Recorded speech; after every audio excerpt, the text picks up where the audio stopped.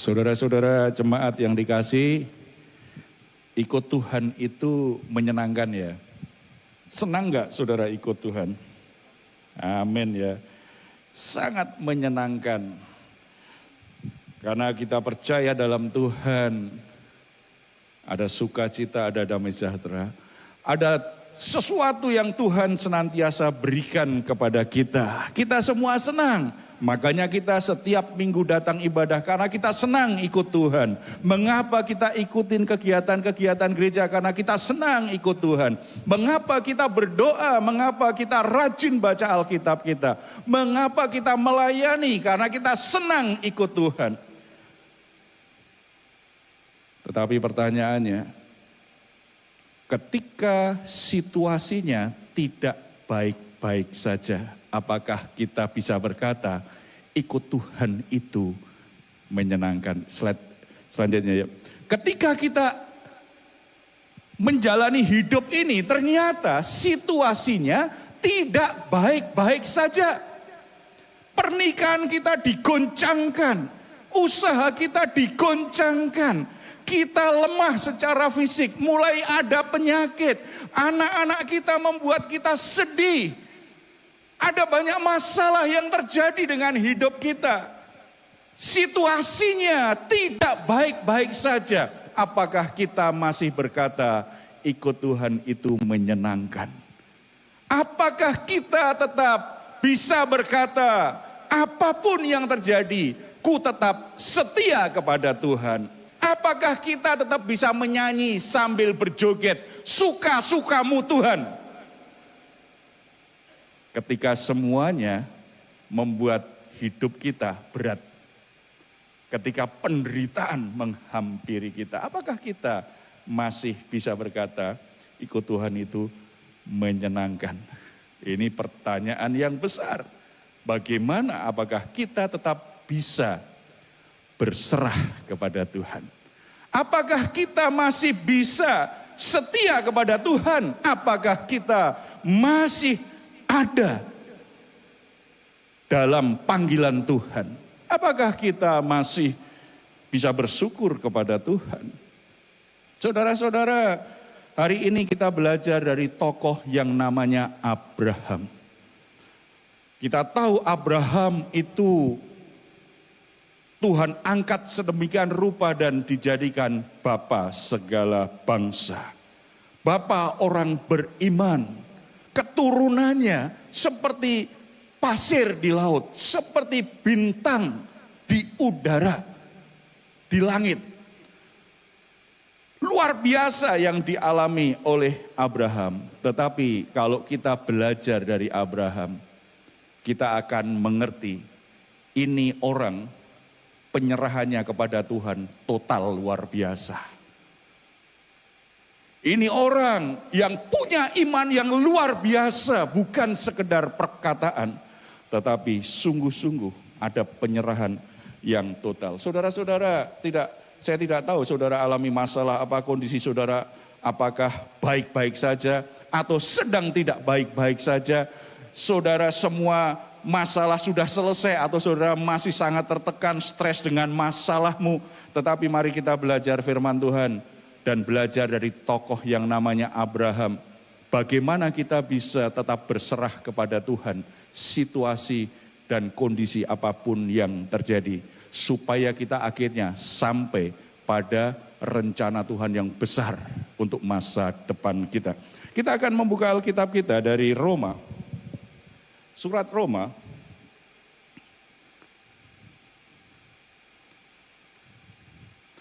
Roma pasal yang keempat.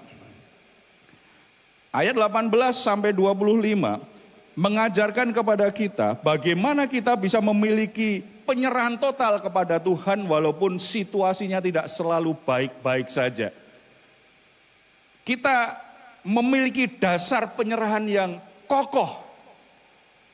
Kita akan perhatikan di sini. Ada 3 yang kita bisa pelajari dari Abraham. Kita baca dulu ayat 18. Kita baca sama-sama ya. 2, 3. Sebab sekalipun tidak ada dasar untuk berharap, namun Abraham berharap juga dan percaya bahwa ia akan menjadi bapa banyak bangsa menurut yang telah difirmankan. demikianlah banyaknya nanti keturunanmu. Saudara-saudara, hal pertama, supaya kita bisa memiliki penyerahan, tetap bisa berserah kepada Tuhan walaupun situasinya tidak baik-baik saja. Kita harus punya keyakinan bahwa apa yang Tuhan katakan kepada kita, apa yang Tuhan janjikan kepada kita, pasti digenapi. Pasti itu bisa kita alami apapun situasinya. Ayat tadi jelas, tidak ada dasar berharap bagi Abraham untuk tetap setia kepada Tuhan, untuk tetap melangkah mengikuti janji Tuhan. Tidak ada dasar berharap lagi. Sebab Abraham dipanggil Tuhan dari tanah Ur Kasdim. Ur itu tanah yang sangat maju, kota yang sangat maju. Dan kalau kita lihat keluarga besarnya Abraham, ini keluarga bukan keluarga biasa-biasa ini. Dia tinggalkan segalanya.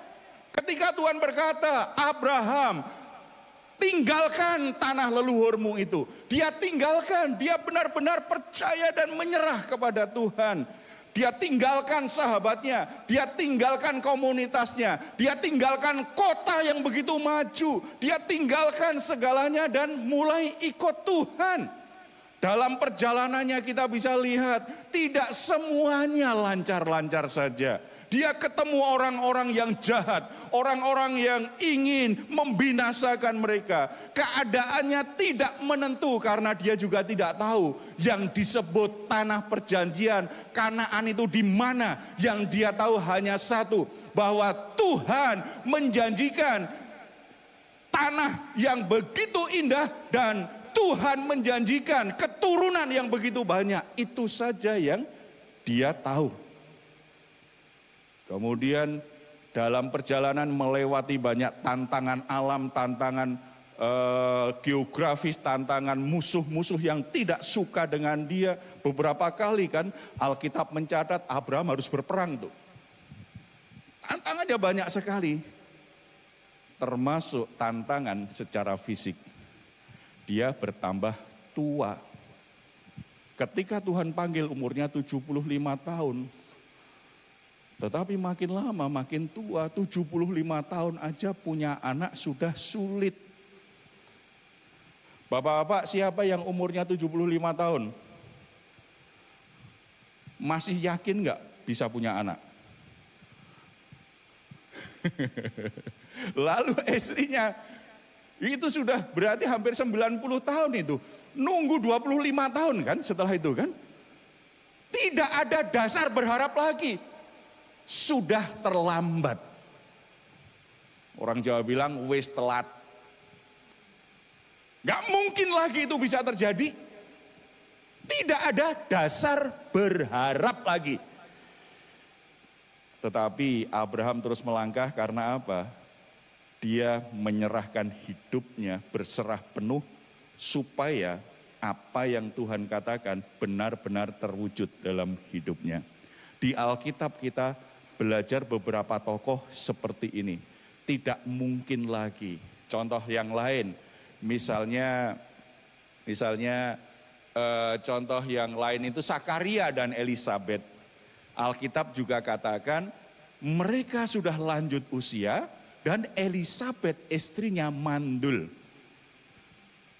Apa artinya mandul? Bisa punya anak enggak? Enggak mungkin bisa hamil kalau mandul itu. Dan mereka juga sudah tua.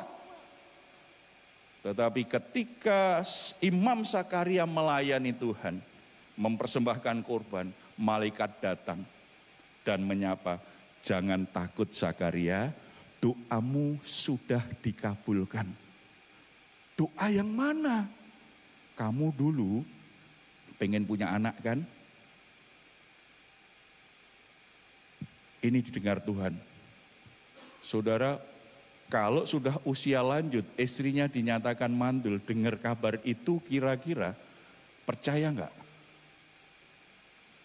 Wis telat, udah terlambat. Tidak ada lagi dasar untuk bisa percaya dan mempercayai hal itu bisa terjadi. Tetapi Sakaria dan Elisabet benar punya anak enggak? Lahirlah Yohanes. Yohanes Pembaptis kemudian dikenalnya kan. Artinya tidak ada dasar berharap. Tetapi karena yakin yang dikatakan Tuhan itu pasti terjadi, mengikuti prosesnya. Saudara-saudara belajar dari Abraham. Saudara mungkin ada yang sudah berdoa untuk keturunan, untuk keluargamu, untuk pernikahanmu, untuk masa depanmu, untuk usahamu, untuk apapun yang terkait dengan hidupmu. Sudah 10 tahun yang lalu kelihatannya nggak mungkin lagi. Sudah 5 tahun lalu kelihatannya ini tidak sesuai, ini bukan kehendak Tuhan. Atau mungkin kita melihat umur kita, tubuh kita, kemampuan kita semakin merosot. Sudah nggak mungkin lagi, bahkan tidak mau mendoakan lagi. Karena nggak ada dasar lagi untuk berharap. Mungkin memang bukan saya yang akan Tuhan berkati, orang lain. Ini yang membuat kita kadang-kadang jadi mudah menyerah ikut Tuhan. Karena kita mulai meragukan firman Tuhan. Kita mulai meragukan janji Tuhan. Kita mulai meragukan firman Tuhan yang sudah kita dengar setahun lalu, 2 tahun lalu, 5 tahun lalu, 10 tahun lalu, bahwa Tuhan punya rencana besar dalam hidupmu. Mungkin kita sudah mulai ragu, gak mungkin, itu mungkin dulu salah dengar. Mungkin itu bukan untuk saya. Tetapi belajar dari Abraham, walaupun saudara tidak ada lagi dasar berharap, hari ini belajar untuk tetap percaya firman Tuhan yang pernah disampaikan kepadamu itu pasti terjadi. Tuhan tidak pernah mengingkari apa yang Dia katakan. Tuhan tidak pernah mengingkari janji-janjinya. Memangnya Tuhan itu manusia? Kalau manusia bisa berikan janji manis, janji surga, kita harus habis mengikuti pemilu. Kita dengar janji surga banyak sekali dari politisi. Ya, janji apa saja. Tetapi apakah mereka benar-benar mau konsisten komitmen melakukannya? Saya dengar di sebuah acara ada yang dipertanyakan, memangnya benar bisa melaksanakan janji ini? Jawabannya apa? Namanya juga kampanye. Nanti kalau memang kepilih, kalau nggak bisa tinggal ngomong, ternyata nggak bisa dilakukan. Sorry ye. Bisa aja kan, orang janji manusia itu tidak sepenuhnya bisa dipegang karena manusia punya keterbatasan. Perkataannya kadang-kadang dipakai hanya untuk menyenangkan kita, hanya untuk menghibur kita, hanya untuk memotivasi kita, walaupun nggak yakin dia bisa lakukan. Tetapi Bapa kita di surga, Tuhan yang kita sembah bukan manusia, Dia Tuhan. Apa yang Dia katakan itu pasti terjadi. Apa yang Dia janjikan pasti Dia genapi. Untuk itu jangan fokus dengan kondisimu dan keadaanmu. Fokuslah kepada apa yang pernah Tuhan katakan kepadamu. Kalau saudara mulai ragu dengan firman Tuhan, saudara tetap bisa berdoa, tetap bisa ibadah, tetap melayani. Tetapi saudara sulit untuk berserah kepada Tuhan. Karena saudara menyerahkan hidupmu pada pikiranmu. Saudara menyerahkan hidupmu pada perasaanmu. Saudara menyerahkan hidupmu pada masalahmu. Dan itu mengecewakan. Tapi kalau kita meletakkan hidup kita pada kebenaran firman Tuhan, ibarat kita membangun rumah, angin badai datang, rumah kita kokoh, nggak mudah tergoyahkan. Amin. Saudara-saudara, saya pernah frustasi jadi hamba Tuhan. Boleh dong, hamba Tuhan memangnya nggak boleh frustasi. Ya, saya pernah frustasi dan minta pensiun kepada Tuhan. Maksudnya Tuhan saya nggak melayani lagi lah, apalagi jadi gembala. Saya jemaat biasa saja. Berulang-ulang saya berdoa, Tuhan nggak jawab. Sudah mungkin Tuhan orang lain lebih baik dari saya. Tuhan nggak jawab. Apa yang mengubah saya? Ada banyak orang cerita, tetapi itu tidak menyembuhkan hati saya untuk yakin bahwa saya dipanggil Tuhan untuk jadi hamba Tuhan. Sampai suatu hari saya baca di Alkitab. Baca Alkitab pun sebenarnya juga tidak bergairah lagi. Tapi entah kemana, bagaimana Tuhan tuntun mungkin, pasti Tuhan bekerja itu. Tuhan tuntun saya buka Alkitab. Di kitab Mika, saya jarang buka perjanjian lama. Saya senang itu perjanjian baru. Karena kalau perjanjian lama, khotbahkan perjanjian lama, latar belakangnya kan panjang banyak. Gitu ya. Enak itu kalau di perjanjian baru. Gitu. Itulah hamba Tuhan kadang-kadang milih-milih gampang aja kan. Kan gak bisa Alkitab dipisah-pisah, semuanya perlu gitu kan. Tuhan arahkan tangan saya buka Mika dan ada satu kalimat saya baca. Akan tiba masanya, aku akan membangun kembali tembok-tembok yang roboh dan memperluas batas wilayahmu. Saya tidak mengerti, lagi frustasi kok baca firman Tuhan hanya soal bangun tembok, apanya yang roboh? Kok Tuhan tunjukkan wilayahmu akan diperluas? Saya nggak ngerti itu. Tetapi firman Tuhan itu memang hidup dan berkuasa. Semakin saya memikirkan, awal-awal bingung, saya belum mengerti juga. Tetapi hati saya berubah. Hati saya berubah, pikiran saya berubah. Dan saya kembali bergairah melayani Tuhan. Ternyata Tuhan sedang bicara, kamu lagi stres, kamu lagi putus asa melayani, kamu hampir menyerah. Itu ibarat tembokmu roboh, hidupmu tidak lagi aman. Hidupmu itu sekarang berantakan. Aku pulihkan hidupmu dulu. Kalau hidupmu sudah pulih, aku akan buka pintu-pintu kesempatan untuk melayani. Itu awal saya mulai masuk di pelayanan pemulihan di situ. Saya sadar hidup saya ternyata ambruk. Hamba Tuhan yang putus asa. Ada banyak kemarahan. Saya nggak tahu awal-awalnya firman Tuhan. Tetapi begitu dalam perjalanan Tuhan ubah saya ngerti ini maksudnya apa. Dan itu terjadi, Tuhan genapi. Beberapa tahun kemudian saya melayani lebih bergairah dan betul. Tuhan buka pintu-pintu kesempatan. Diperluas daerah pelayanan saya. Saya sendiri takjub, kok bisa.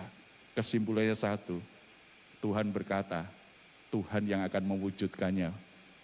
Tuhan yang akan bertindak untuk menjadikan itu kenyataan dalam hidup saya. Apakah di antara saudara ada yang roboh hidupmu saat ini? Ada yang mengalami keterpurukan luar biasa. Merasa tidak berdaya situasi sulit. Ingat firman Tuhan. Supaya saudara terus bisa berserah kepada Tuhan. Ikuti prosesnya Tuhan, jalan Tuhan. Itu pasti tergenapi. Yang kedua, ayat 19. Kita baca sama-sama. Imannya tidak menjadi lemah walaupun ia mengetahui bahwa tubuhnya sudah sangat lemah. Karena usianya telah kira-kira 100 tahun dan bahwa rahim Sarah telah tertutup. Imannya tidak lemah. Saudara-saudara, semakin tua semakin gak mampu tadi. Semakin dasar berharapnya semakin gak ada. Mestinya kan imannya semakin lemah. Tetapi Abraham justru semakin yakin bahwa imannya itu akan diperhitungkan Tuhan.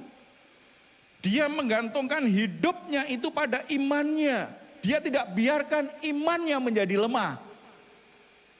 Dia tidak dasarkan hidupnya itu pada kondisi dirinya yang melemah. Tetapi dia tahu bahwa hidupnya ditentukan bagaimana dia percaya kepada Tuhan. Ditentukan oleh imannya.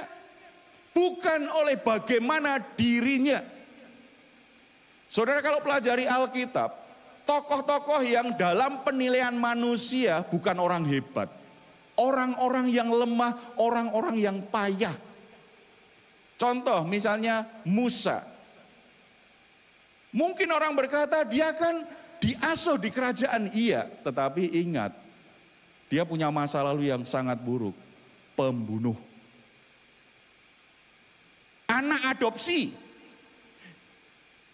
Kadang-kadang ada banyak orang bergumul tentang statusnya. Aku anak adopsi, merasa nggak berharga. Musa diadopsi. Kemudian dia tidak hanya diadopsi, membunuh orang lain. Dia lari dari kerajaan, berarti jadi buronan. Setelah itu dia bekerja jadi gembala. Saudara jangan bayangkan gembala yang ditulis di Alkitab itu seperti gembala-gembala modern dalam konteks gereja. Wah, gembala-gembala modern keren-keren. Ya. Yang keren sih. Ada yang enggak keren. Ya. Artinya gembala itu pekerjaan kasar di masa itu. Enggak semua orang mau jadi gembala. Karena itu kerjaan yang sepi, kasar. Jadi gembala berarti di padang belantara sendirian. Temennya hanya kambing, domba. Sepi. Kalau dia bekerja dapat upah, upahnya juga sangat rendah. Ini Musa. Ketika dia bekerja, Tuhan menampakkan dalam bentuk api.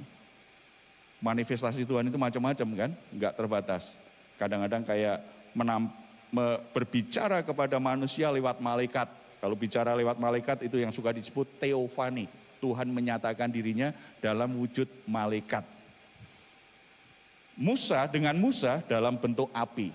Dan puncak penyataan Tuhan kepada manusia namanya Yesus Kristus. Firman Allah jadi manusia. Itu puncak penyataan Allah kepada manusia. Makanya siapa yang kenal Yesus akan kenal Allah. Lewat api itu Tuhan panggil, Musa, siap-siap, aku utus engkau. Temui Firaun, bilang, kamu mau bawa umat Israel keluar dari Mesir supaya bisa beribadah kepadaku di padang gurun. Jawaban Musa apa, saudara? Kok saya sih dipanggil Tuhan? Enggak, aku pilih engkau. Aku kan enggak pinter ngomong. Aku berat lidah dia nyebutnya. Berarti kalau aku ngomong terbata-bata. Aku enggak pinter ngomong. Tuhan bilang apa? Musa, siapa yang ciptakan lidah? Tuhan sedang tegaskan, kalau yang menciptakan aku kan bisa pakai lidahmu. Diskusi panjang tuh. Sepertinya Tuhan itu sabar loh memanggil orang itu. Sampai titik, Tuhan pakai saja orang lain, jangan aku. Bagian terakhir Tuhan hanya berkata, oke Musa, kalau begitu sekarang apa yang ada di tanganmu? Tongkat, lemparkan.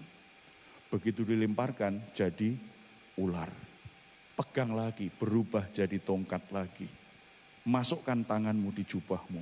Begitu keluar, wah ini kayak ada penyakit apa, masukkan lagi, sembuh. Tuhan ingin tegaskan, apa yang ada dalam dirimu, itu aku berkati, aku pakai supaya engkau bisa menggenapi rencanaku.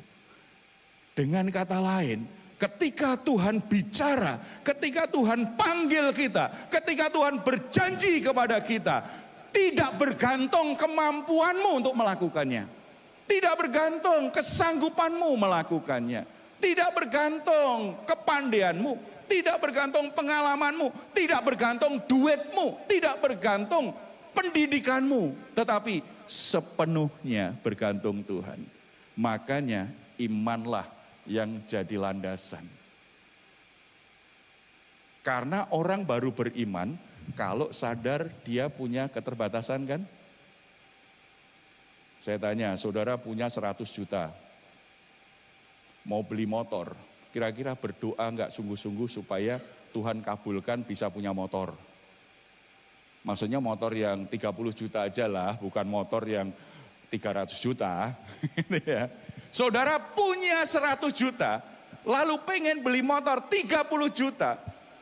Nggak pakai iman itu. Iya kan? Tetapi kalau orang beriman tidak andalkan duitnya, dia akan berdoa, Tuhan apakah memang perlu saya pengen motor. Tetapi apakah ini tepat untuk saya sehingga saya bisa lebih produktif, lebih efisien dalam bekerja, dalam beraktivitas. Orang yang beriman itu pasti semuanya akan didasarkan kepada pribadi Tuhan, firman Tuhan, dan sesuai dengan petunjuk Tuhan, dia baru buat putusan. Orang hanya beriman kalau sadar keterbatasan dirinya. Orang hanya bisa berserah kepada Tuhan kalau sadar dia punya keterbatasan. Tetapi kalau dia merasa mampu, sanggup, punya, berserah kepada Tuhan sulit, beriman kepada Tuhan sulit. Makanya kadangkala Tuhan izinkan yang kita punyai diambil orang. Yang kita punyai hilang. Yang kita punyai hancur. Bukan karena Tuhan jahat, bukan. Kalau ada yang menipumu, yang jahat kan penipunya, bukan Tuhan. Kalau tagihanmu gak terbayar, kan bukan Tuhan. Kalau usahamu ada masalah, kan bukan Tuhan yang salah. Mungkin kesalahanmu sendiri atau kesalahan teman kerjamu. Kalau ada masalah, kan bukan Tuhan yang lakukan. Tetapi Tuhan izinkan karena Tuhan tahu. Kenapa? Lewat itu kamu baru sadar engkau butuh aku. Hidupmu bergantung pada hidupku, bukan pada kekayaanmu, bukan pada kepandaianmu, bukan pada pengalaman jabatanmu, bukan. Tuhan sedang ajarkan kita beriman. Makanya Tuhan berkata apa? Berbahagialah jika saat ini saudara mengalami berbagai macam pencobaan. Saudara ada yang sedang punya pergumulan hari ini? Ada yang pergumulannya berat? Semakin berat, saudara orang yang semakin berbahagia. Karena apa? Tuhan punya perhatian khusus nih dengan hidupmu. Supaya kapasitas imanmu berkembang lebih kuat. Supaya engkau semakin bisa berserah. Dan kalau engkau bisa sampai pada tahap itu, engkau akan mengalami pengenapan janji Tuhan yang besar sebagaimana Abraham mengalaminya. Jangan menyerah dengan keadaan yang sedang terjadi. Tetap berserah. Caranya gimana? Tetap yakin bahwa iman kita bisa menjadi jaminan untuk kondisi yang kita atasi. Tuhan akan bertindak. Dan yang ketiga kita baca ayat selanjutnya, ayat 20-21. Kita baca sama-sama, 2-3. Tetapi terhadap janji Allah, ia tidak bimbang karena ketidakpercayaan. Malah ia diperkuat dalam imannya dan memuliakan Allah. Dengan penuh keyakinan bahwa Allah berkuasa untuk melaksanakan apa yang telah ia janjikan. Saudara perhatikan, Allah berkuasa terhadap apa yang dia janjikan. Jadi tambah lemah tubuhnya. Tambah nggak mungkin, tidak ada lagi dasar berharap, tambah nggak mungkin lagi. Iman Abraham tidak menjadi lemah, dia tetap setia kepada Tuhan, dia berserah mengikuti proses Tuhan. Karena apa? Dia yakin kuasa Tuhan sanggup mewujudkan apa yang Tuhan sudah janjikan. Apa yang Tuhan katakan, kuasa Tuhan tidak terbatas. Tidak ada kata terlambat bagi Tuhan. Amin. Bagi manusia, Abraham terlambat. Sudah hampir 100 tahun punya anak, nggak mungkin. Bagi Zakaria terlambat. Dia juga sudah tua dan istrinya dinyatakan mandul. Nggak mungkin, itu terlambat. Sudah nggak mungkin, nggak usah doa lagi. Tetapi bagi Tuhan ada istilah terlambat enggak? Enggak ada. Kalau di antara bapak ibu, opa, oma ya, ada oma umurnya 70 tahun. Kalau emang Tuhan ingin oma masih punya anak, bisa punya anak. Kalau Tuhan mau gitu kan. Kalau Tuhan mau, masalahnya Tuhan mau enggak? Tetapi kalau Tuhan mau, tidak ada yang mustahil bagi Tuhan. Kuasanya tidak terbatas. Kalau Tuhan mau, cuma masalahnya itu mau kita aja kan. Kenapa banyak kerinduan kita, harapan kita, doa kita tidak terwujud? Karena itu mau kita, bukan maunya Tuhan. Karena itu keinginan kita, bukan keinginannya Tuhan. Kalau keinginan Tuhan, tidak ada kata terlambat, tidak ada yang tidak mungkin. Pasti bisa terwujud. Pasti bisa tergenapi. Saya pelayanan di desa dan saya tahu banyak tentang pekerjaan Tuhan di desa itu luar biasa. Banyak hal-hal yang mustahil dan ajaib terjadi itu hamba-hamba Tuhan di desa itu. Saya punya teman ngerintis pelayanannya justru dari itu tempat, jadi ada kisah begini saudara. Orang terlibat perjudian, masuk penjara.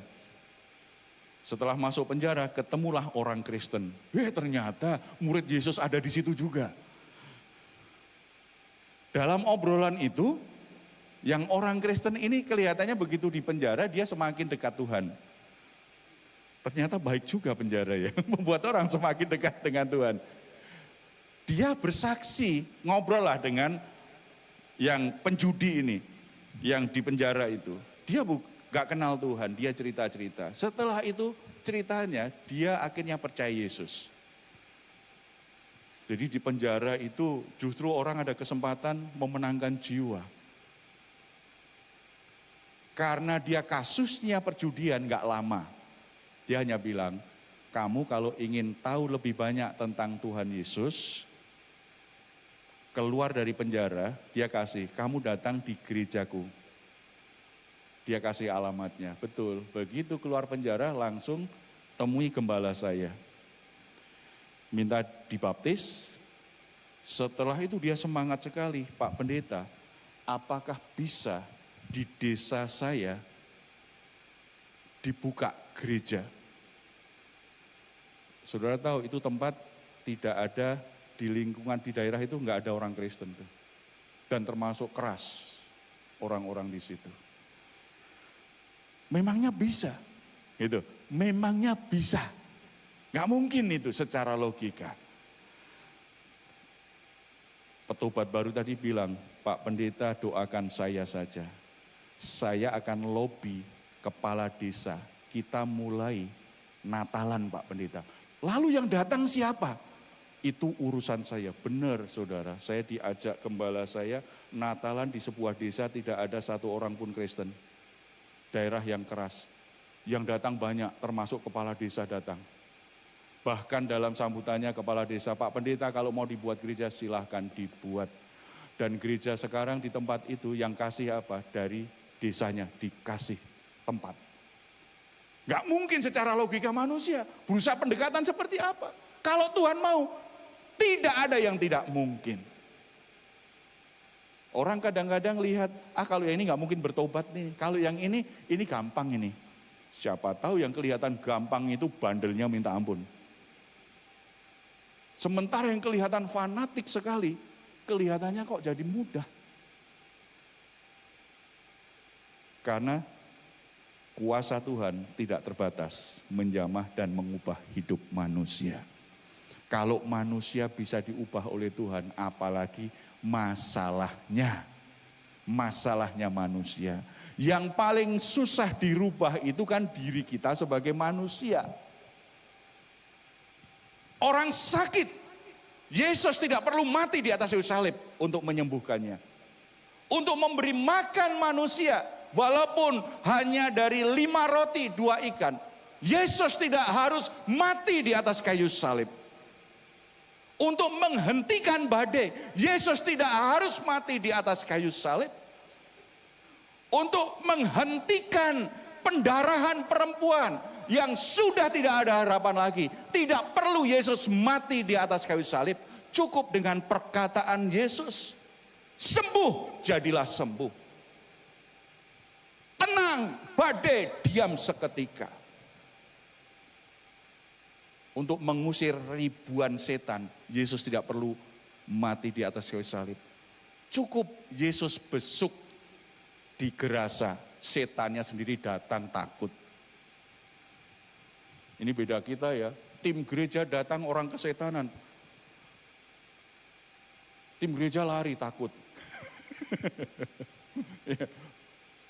Artinya kuasa Tuhan itu kalau yang masalah manusia ringan. Tetapi untuk dosamu, mengubah hidupmu yang berdosa, mengubah hidupmu yang akan binasa, mengubah hidupmu dari orang yang harus dimurkai Allah menjadi orang yang dikasih oleh Allah, diberi kuasa, diangkat jadi anak-anak Allah. Menjadikan saudara orang yang benar, yang berdamai dengan Allah. Yesus harus mati di atas kayu salib. Berarti itu bagian yang paling sulit. Mengampuni dosamu itu paling sulit.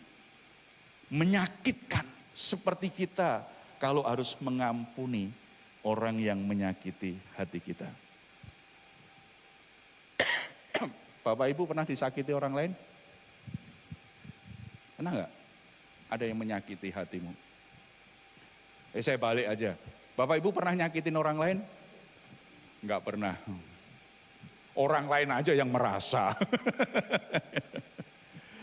Ketika orang mengkhianati kita, semakin pengkhianatannya itu kejam dan licik, memaafkannya mudah enggak? Semakin sulit. Kembali ke kita. Saudara-saudara, berapa kali? Seminggu ini saudara berdosa berapa kali? Pikiranmu, perkataanmu, perilakumu. Berapa kali saudara berdosa? Atau ada yang berdosa sehari 3 kali? Kayak minum obat aja. Saudara-saudara, tidak ada dosa yang terlalu ringan. Semua dosa menyakiti hati Allah. Semua dosa akan menjauhkan hatimu dari Allah. Tetapi dosa-dosamu tidak pernah mengubah hati Allah tetap mengasihimu. Dan ketika dia tahu saudara tidak sanggup untuk keluar dari dosamu, untuk melepaskan diri dari dosamu, untuk bisa menebus dosamu sendiri, Allah dalam kasih-Nya datang ke dunia, mati di atas kayu salib, membereskan dosa-dosamu. Jadi kalau mengubah diri kita yang paling sulit tidak mungkin kita lakukan sendiri. Allah sudah lakukan. Apalagi sih hanya dompetmu. Apalagi hanya makanan dan pakaianmu. Terlalu kecil bagi Allah.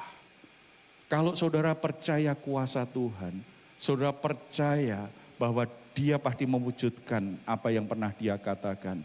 Dan saudara percaya imanmu lah yang menentukan bagaimana hidupmu saat ini. Saudara akan tetap berserah, tidak akan mundur dari ibadah. Jangan begitu ada banyak masalah, enggak ke gereja. Katanya lagi stres. Aku absen dulu, salam sama Pak Gembala. Aku enggak ibadah dulu, lagi stres nih. Itu. Ya. Saya pernah ceritakan, dulu saya ngajar sekolah minggu, saya tanya anaknya, gimana papa mama kok enggak pernah ikut ini berapa minggu? Lagi stres kak. Tapi titip salam kok sama kakak, sama titip persembahan. Jadi persembahannya sih masuk surga, tapi kalau orangnya enggak tahu masuk surga enggak. Asal jangan tambah lagi. Papa titip salam untuk Pak Pendeta dan untuk Tuhan Yesus. Wah, titip salam untuk Tuhan Yesus di gereja. Saudara, enggak lah. Saudara, semakin kita enggak berdaya, semakin kita nggak sanggup mengatasi masalah kita, kita semakin butuh Tuhan. Kita harus cari Tuhan, kita harus dekat dengan Tuhan. Karena apa? Yakinlah, kuasanya sanggup merubah hidupmu. Merubah situasi dan masalah yang terjadi dalam hidupmu. Sehingga ia akan bekerja sedemikian rupa mendatangkan kebaikan dalam hidupmu. Sesuatu yang bahkan seperti yang terjadi dengan Yusuf kan. Yusuf dapat kesimpulan di pasal terakhir itu, Kejadian. Setelah dia melewati penderitaan luar biasa, sakit hati luar biasa dengan kakak-kakaknya yang begitu jahat. Dia akhirnya ada kalimat yang sangat menarik itu. Ketika kakak-kakaknya takut, ini ayah kita sudah meninggal, jangan-jangan Yusuf ini kan penguasa, kita dihabisin ini. Mereka ketakutan. Perkataan Yusuf itu perkataan orang yang punya iman dan hidupnya sungguh-sungguh berserah penuh kepada Tuhan. Dia berkata apa? Orang bisa mereka-rekakan yang jahat kepadaku, tetapi Tuhan akan mereka-rekakan yang baik bagiku. Saudara mungkin jadi alami banyak penderitaan masalah karena ada orang-orang jahat kepadamu. Tetapi kalau saudara berserah kepada Tuhan, ikuti proses Tuhan bekerja lewat penderitaan itu. Tuhan akan mengubah situasinya, mendatangkan kebaikan dalam hidupmu. Menjadi keuntungan dalam hidupmu. Sehingga kita akan berkata, aku bersyukur ada yang menipu aku. Aku bersyukur ada yang jahat, aku jadi tahu bagaimana Tuhan bekerja mengubah hidupku dan mengubah masa depanku. Jadi kita lihat pekerjaan Tuhan, kita semakin percaya, kita semakin berserah. Terakhir, kita baca ayat 22 sampai 25. Ya, ini berkat luar biasa dan ini sudah dinikmati orang-orang percaya. 23 sampai 25 ya. Mulai 22 aja ya. 1, 2, 3. Karena itu hal ini diperhitungkan kepadanya sebagai kebenaran. Kata-kata ini yaitu hal ini diperhitungkan kepadanya tidak ditulis untuk Abraham saja, tetapi ditulis juga untuk kita, sebab kepada kita pun Allah memperhitungkannya karena kita percaya kepada Dia yang telah membangkitkan Yesus Tuhan kita dari antara orang mati, yaitu Yesus yang telah diserahkan karena pelanggaran kita dan dibangkitkan karena pembenaran kita. Saudara-saudara, berkat yang luar biasa tidak mungkin itu kita upayakan sendiri karena kita beribadah, karena kita melayani, karena kita orang yang baik hati, yaitu dibenarkan di hadapan Allah. Itu tidak mungkin. Kalau kita berkata bahwa kebaikan kita lebih banyak daripada kejahatan kita, itu kan klaim kita saja. Kita berbuat baik, kita melayani, kita harus jujur. Apakah benar 100% motivasi kita itu murni di hadapan Tuhan? Kadang-kadang terselip juga motivasi enggak jujur, motivasi enggak murni. Coba kita menolong orang, pertama aku tulus membantu dia. Lalu orang itu mengkhianati kita, kita tetap mau baik dengan dia enggak? Sorry ya, itu lagi kan. Tetapi apa yang dilakukan Tuhan? Allah yang mengasihi kita. Ribuan kali saudara mengkhianati dia. Ribuan kali saudara menyakiti hatinya. Tidak pernah merubah hatinya. Tetap mengasihi kita.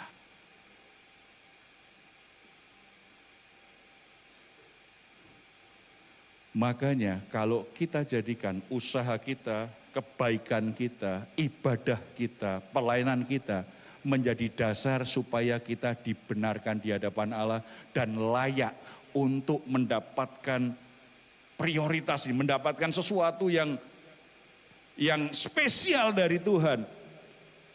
Enggak mungkin. Satu-satunya cara apa? Iman kita. Abraham dibenarkan di hadapan Allah bukan karena dia orang baik. Bukan karena perbuatan baiknya. Bukan karena ibadahnya, tetapi karena imannya. Ketika dia berbuat baik, itu didasarkan pada imannya kepada Tuhan. Ketika dia beribadah, itu didasarkan pada imannya kepada Tuhan. Ketika dia melayani, itu melayani didasarkan imannya. Yang diperhitungkan Tuhan itu iman kita. Bukan perbuatan kita. Orang lain bisa menilai, ini tulus. Tetapi Tuhan jelas berkata, manusia hanya lihat yang kelihatan, yang di permukaan, tetapi Allah melihat apa yang di dalam. Saudara lihat saya, dengar saya berkhotbah, mungkin berkata, tulus, motivasinya Pak Heru pasti tulus. Siapa yang bisa memastikan itu? Hanya Tuhan yang menilai saya. Apakah di hati saya ada ketulusan ketika saya melayani? Tuhan yang menilai saya. Orang lain bisa memberi apresiasi, memuji saya. Tetapi apakah Tuhan juga memberi apresiasi dan menilai saya? Itu yang menentukan hidup saya. Nah, kalau seperti ini berarti kalau mau benar dibenarkan Tuhan, iman. Dan iman kita pada pribadi Yesus di perjanjian baru, perjanjian lama, iman dengan perkataan firman Tuhan. Perjanjian baru, firman Allah sudah jadi manusia. Makanya ada pribadi yang diimani, namanya Yesus Kristus. Kalau orang beriman pada firman Allah yang jadi manusia, harus diikuti supaya bertumbuh, diubahkan menjadi dewasa, melakukan firman Tuhan yang tertulis. Itu harus dilakukan. Nah, kita pada posisi orang yang sudah dibenarkan di dalam Yesus. Berarti kita pada posisi perjanjian, anak-anak perjanjian. Ada masa depan yang cerah. Ada sesuatu yang besar yang Tuhan siapkan bagimu. Apakah mungkin? Sangat tidak mungkin, tetapi menjadi sangat mungkin karena apa? Kita yakin Tuhan pasti mewujudkan apa yang Dia katakan kepada kita. Yang kedua, karena kita yakin iman kita yang menentukan itu terwujud atau tidak, bukan kemampuan kita sebagai manusia. Dan yang ketiga, karena kita yakin kuasa Allah tidak terbatas untuk mewujudkan janjinya, untuk menjadikan hidup kita mengalami janji Tuhan yang besar itu. Oleh sebab itu, jangan menyerah dengan kondisi apapun, situasi apapun yang sedang saudara hadapi saat ini, jangan menyerah. Jangan kecil hati, jangan putus asa. Tetap berserah kepada Tuhan, ikuti kemana Tuhan sedang bekerja dalam hidupmu. Amin.